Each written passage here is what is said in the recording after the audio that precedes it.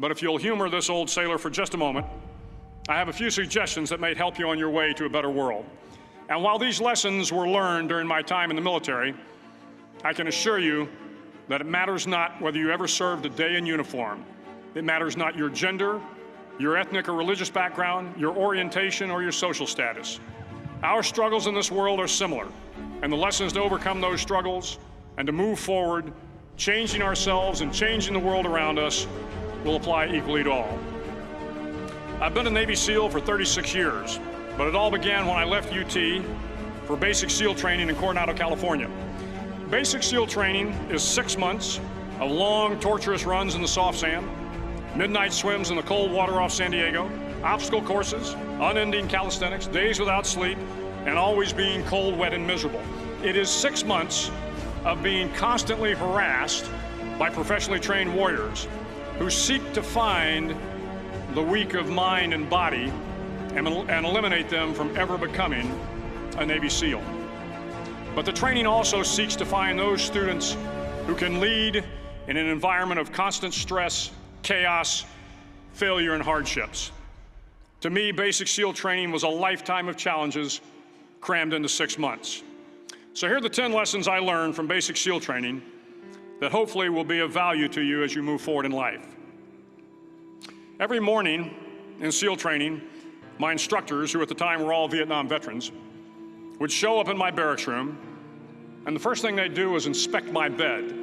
If you did it right, the corners would be square, the covers would be pulled tight, the pillow centered just under the headboard, and the extra blanket folded neatly at the foot of the rack. It was a simple task, mundane at best, but every morning we were required to make our bed to perfection.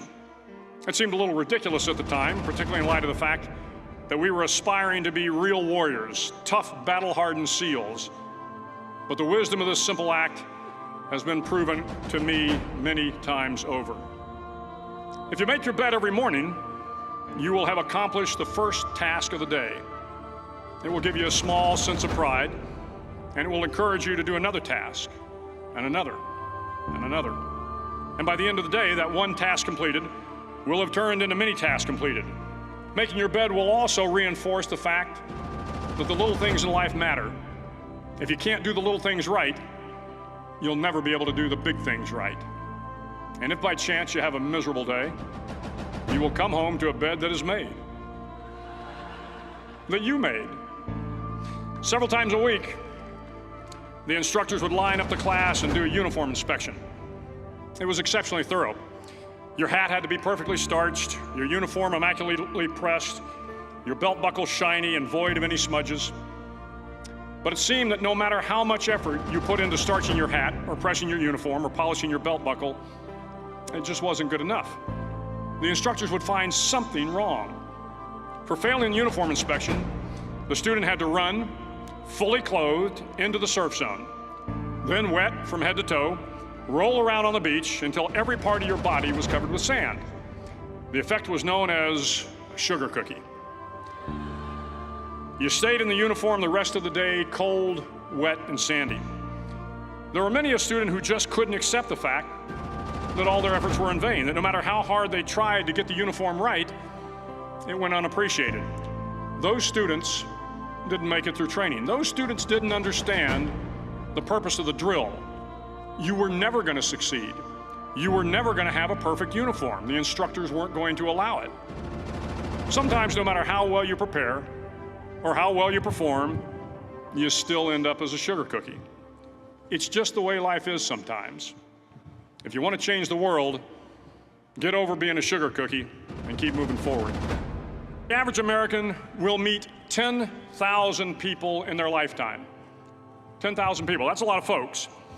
But if every one of you changed the lives of just 10 people, and each one of those people changed the lives of another 10 people, and another 10, then in 5 generations, 125 years, the class of 2014 will have changed the lives of 800 million people. 800 million people. Think about it.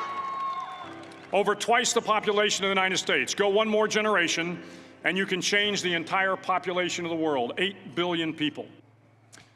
Over a few weeks of difficult training, my SEAL class, which started with 150 men, was down to just 42. There were now 6 boat crews of 7 men each. I was in the boat with the tall guys, but the best boat crew we had was made up of the little guys, the Munchkin crew, we called them. No one was over 5'5". The Munchkin boat crew had 1 American Indian, 1 African American, 1 Polish American, 1 Greek American, 1 Italian American, and 2 tough kids from the Midwest. They out-paddled, outran, and outswam all the other boat crews. The big men in the other boat crews would always make good-natured fun of the tiny little flippers the Munchkins put on their tiny little feet prior to every swim. But somehow these little guys from every corner of the nation and the world always had the last laugh, swimming faster than everyone and reaching the shore long before the rest of us. SEAL training was a great equalizer. Nothing mattered but your will to succeed, not your color, not your ethnic background, not your education, not your social status. If you want to change the world, measure a person by the size of their heart. At least twice a week, the trainees were required to run the obstacle course. The obstacle course contained 25 obstacles, including a 10-foot wall, a 30-foot cargo net, a barbed wire crawl, to name a few. But the most challenging obstacle was the slide for life. It had a 3-level, 30-foot tower at one end and a 1-level tower at the other. In between was a 200-foot long rope. You had to climb the 3-tiered tower, and once at the top, you grabbed the rope, swung underneath the rope, and pulled yourself hand over hand until you got to the other end. The record for the obstacle course had stood for years when my class began in 1977. The record seemed unbeatable until one day a student decided to go down the slide for life head first. Instead of swinging his body underneath the rope and inching his way down, he bravely mounted the top of the rope and thrust himself forward. It was a dangerous move, seemingly foolish and fraught with risk. Failure could mean injury and being dropped from the course. Without hesitation, the student slid down the rope perilously fast. Instead of several minutes, it only took him half that time. And by the end of the course, he had broken the record. If you want to change the world, sometimes you have to slide down the obstacles head first. During the land warfare phase of training, the students are flown out to San Clemente Island, which lies off the coast of San Diego. The waters off San Clemente are a breeding ground for the great white sharks. To pass SEAL training, there are a series of long swims that must be completed. One is the night swim. Before the swim, the instructors joyfully brief the students on all the species of sharks that inhabit the waters off San Clemente. They assure you, however, that no student has ever been eaten by a shark, at least not that they can remember. But you are also taught that if a shark begins to circle your position, stand your ground. Do not swim away. Do not act afraid. And if the shark, hungry for a midnight snack, darts towards you, then summons up all your strength and punch him in the snout, and he will turn and swim away. There are a lot of sharks in the world. If you hope to complete the swim, you will have to deal with them. So if you want to change the world, don't back down from the sharks. The 9th week of training is referred to as Hell Week. It is 6 days of no sleep, constant physical and mental harassment, and one special day at the Mud Flats. The Mud Flats are an area between San Diego and Tijuana where the water runs off and creates the Tijuana Sloughs, a swampy patch of terrain where the mud will engulf you. It is on Wednesday of Hell Week that you paddle down to the Mud Flats and spend the next 15 hours trying to survive this freezing cold, the howling wind, and the incessant pressure to quit from the instructors. As the sun began to set that Wednesday evening, my training class, having committed some egregious infraction of the rules, was ordered into the mud. The mud consumed each man till there was nothing visible but our heads.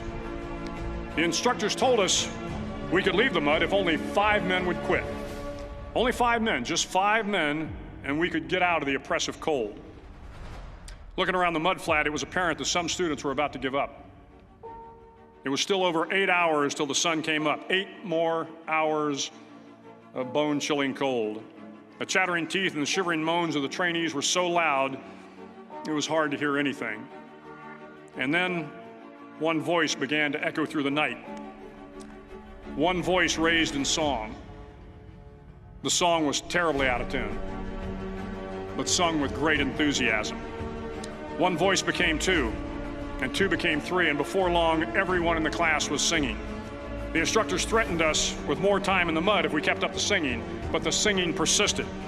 And somehow the mud seemed a little warmer, and the wind a little tamer, and the dawn not so far away. If I have learned anything in my time traveling the world, it is the power of hope.